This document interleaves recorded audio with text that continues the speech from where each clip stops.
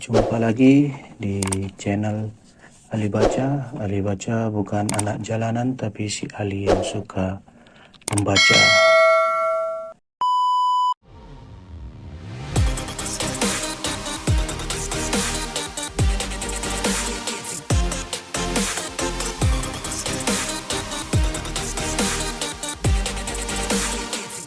Melanjutkan cerita sebelumnya, di minggu bercerita kita akan melanjutkan cerita dari buku Toko Jajanan Ajaib Nintendo yang pertama, karya Reiko Hiroshima, dengan judul Biskuit Binatang Buas.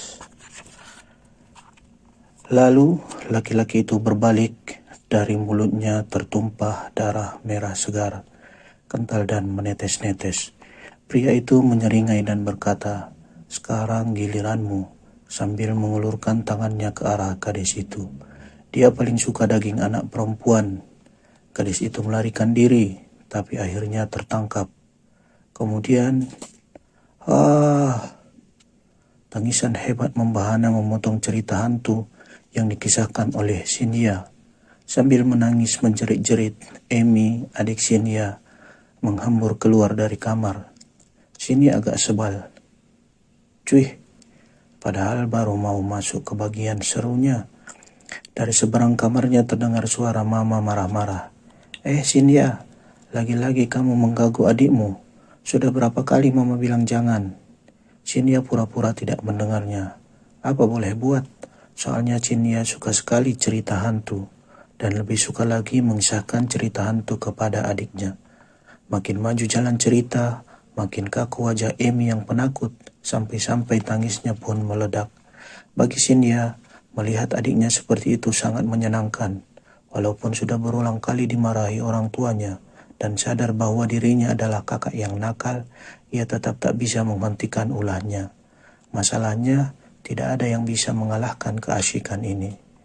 Cerita apa yang akan kukisahkan berikutnya? Hihihi. Keesokan harinya, Cynthia dan adiknya diberi tugas oleh mama untuk pergi berbelanja di jalan pertokoan dekat rumah. Misi mereka adalah membeli dan membawa pulang salad kentang dan ayam goreng untuk lauk makan sore. Dengan syarat, jika berhasil menyelesaikan tugas, mereka boleh membeli jajanan masing-masing satu. Sambil berjalan ke toko, Cynthia mengisahkan cerita hantu yang tidak terlalu menakutkan kepada Amy. Amy tidak mau mendengarnya dan ingin melarikan diri. Tetapi ia sudah diperingatkan oleh mama supaya selalu menggandeng tangan Cynthia selama pergi berbelanja.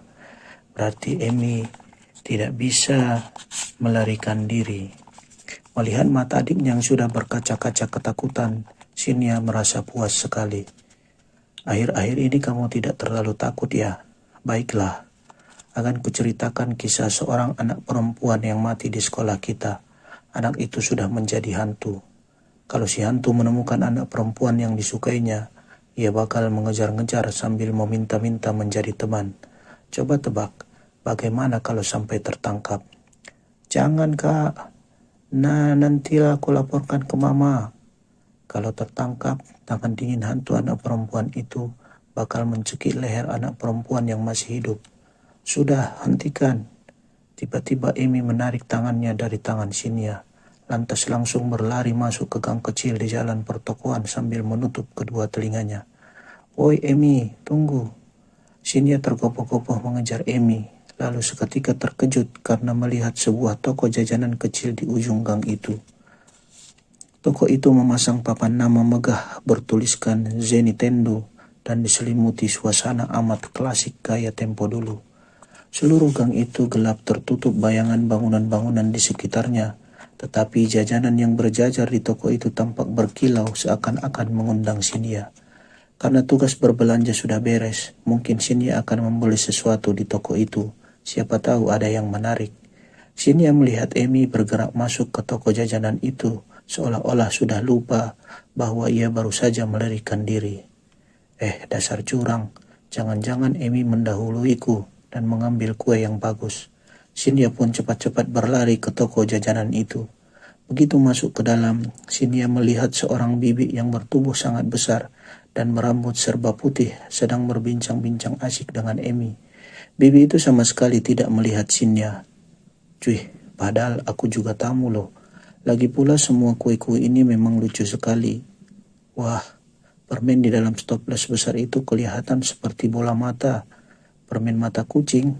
Hahaha, memang persis sih. Terus apa lagi? Kaleng tamasya. Di dalam kotak kaleng seukuran kotak korek api diisi kue-kue kecil seperti miniatur kotak bento. Hebat sekali kalau isinya memang persis seperti digambar. Kelihatan seperti bento sungguhan. Salmon bakar dibuat dari permen jeli merah. Bakso pasti terbuat dari coklat.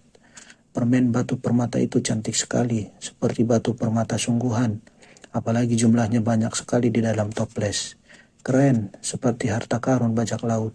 Di sebelahnya ada coklat koin perak, persis seperti koin sungguhan. Aku mau mengambil banyak-banyak dengan tanganku. Ini namanya agar-agar ular berbisa. Loreng-lorengnya keren, hijau dan ungu, emas dan merah, hitam dan biru muda. Rasanya seperti apa sih? Pokoknya kalau memakannya, aku bakal mulai dari ekor. Saat seluruh perhatian Sinia tersedot ke jajanan-jajanan itu, Emi tampak memberi uang kepada sang bibi. Tampaknya Emi sudah membeli jajanan berukuran kecil. Bibi itu mengangguk, tampak puas sekali. Koin 50 yen cetakan tahun 2001. Inilah harta hari ini. Sudah waktunya tutup toko. Terima kasih banyak adik manis. Hati-hati dalam perjalanan pulang bersama kakakmu. Apa? Tunggu dulu, aku juga mau beli kue. Sinia cepat-cepat memprotes. Saat itu ia sudah menemukan jajanan yang betul-betul diinginkannya. Sebuah kotak agak besar yang dipajang di atas rak. Permukaan kotak itu dihiasi gambar wajah singa, harimau, dan gorila yang mengaum. Kelihatan sangat puas dan menakutkan. Di atas gambar itu tertera tulisan biskuit binatang buas dengan huruf merah besar. Pada detik Sinia melihatnya, ia langsung menyadari, itu kue untukku. Namun, sang bibi berkata dengan santai, kue ini tidak bisa dijual kepadamu nak. Pembeli beruntung hari ini adalah adik manis ini. Kau cuma tambahan, sayang sekali. Tetapi lain kali saja, jika beruntung, barangkali kau bisa datang ke sini lagi. Tapi bibi sudah menjualnya ke Emi kan, aku juga punya uang kok. Tapi itu bukan harta yang biniku inginkan. Apapun yang kau katakan, tidak bisa ya, tetap tidak bisa. Nah, kalau kau tidak mau mengalami situasi mengerikan, lebih baik kembalikan kotak itu ke rak. Lebih baik begitu untukmu, ujar sang bibi dengan nada suara menakutkan. Kelihatannya bibi itu sama sekali tidak mau menjualnya kepada Sinia. Telinga Sinia terasa panas saking kesalnya. Namun Sinia tetap menginginkan kue itu. Betul-betul menginginkannya. Serius. Karena itu, Sinia melakukan sesuatu yang belum pernah ia lakukan selama ini. Ia mencuri kotak biskuit tersebut dengan berpura-pura mengembalikannya ke rak. Padahal ia sengaja menjatuhkannya ke tas belanja. Emi tidak melihat perbuatan Sinia karena terlalu asik mengamati jajanan kecil yang baru saja dibelinya. Bibi itu mungkin tidak melihatnya. Namun, ketika mereka beranjak keluar dari toko, Sinia merasa mata sang bibi berkilat penuh makna. Seketika itu juga ia sadar bahwa sang bibi pasti mengetahuinya. Kalau kau mau membatalkan niatmu, inilah saatnya. Kembalikan kotak itu ke rak nak. Sinia merasa seolah-olah mendengar suara sang bibi. Namun Sinia memegang erat-erat tali tas belanjanya. Apapun yang terjadi, walaupun aku ditangkap polisi, aku tidak akan menyerahkan kue ini. Dengan dada berdebar-debar, Sinia kembali menggandeng Emi dan pulang ke rumah. Sesampai di rumah, Sinia langsung berlari masuk ke kamarnya, lantas melihat kotak itu baik-baik. Keren sekali. Semua binatang di sini kelihatan begitu menakutkan. Seperti apa isinya? Sinia membuka tutupnya lalu mengeluarkan sepotong biskuit. Wow, yang pertama keluar adalah biskuit bentuk harimau. Permukaannya ditutupi lapisan gula warna hitam dan kuning. Tampak sangat nyata. Sulit dipercaya itu hanya biskuit. Sinia yang merasa sayang tidak jadi memakannya. Lantas ia mengeluarkan biskuit berikutnya. Ular kobra. Ular itu juga tampak seperti sungguhan. Bola hitam di sisiknya berkilau lengket. Biskuit itu juga tidak jadi dimakannya dan justru diletakkan di samping harimau. Berikutnya adalah badak bercula tajam. Karena badak bukan binatang kesukaan Shinya, ia langsung memakannya sampai habis. Enak sekali rasanya. Kelelawar, singa, serigala, gorila, dan kalajengking. Semua binatang itu terlihat sungguh jahat dan berbahaya. Tidak ada satupun biskuit yang rusak, mungkin karena kotaknya diisi penuh-penuh. Ketika melihat biskuit yang keluar terakhir, Shinya terkikit tercengang. Biskuit berbentuk manusia. Laki-laki itu memakai sepatu bot modis, topi hitam tinggi, dan mantel merah. Tangannya menggenggam cambuk panjang. Ini pasti pawang binatang buas. Shinya memutuskan untuk sementara tidak akan memakan kedelapan biskuit itu. Diletakkannya biskuit itu di atas piring, kemudian dimainkannya seperti saling menyerang. Wow, King Cobra menyerang. Di situ melompat keluar harimau benggala. Aduh, kena. Bisa ampuh King Cobra yang paling hebat, tapi kelelawar pampir terbang datang untuk menolong. Ia menyedot bisa kobra, lalu menyelamatkan harimau. Berikutnya muncullah singa. Ketika Shinya tengah asik bermain sendiri, Mama memanggilnya. Ayo makan, lauk makan sore ini tentunya ayam goreng dan salad kentang. Saat Shinya melahap makanannya, telepon berdering. Ternyata dari nenek yang tinggal di sebelah rumah mereka. Nenek sedang merapikan lemari dinding, tetapi karena kewalahan, ia meminta Mama datang membantu.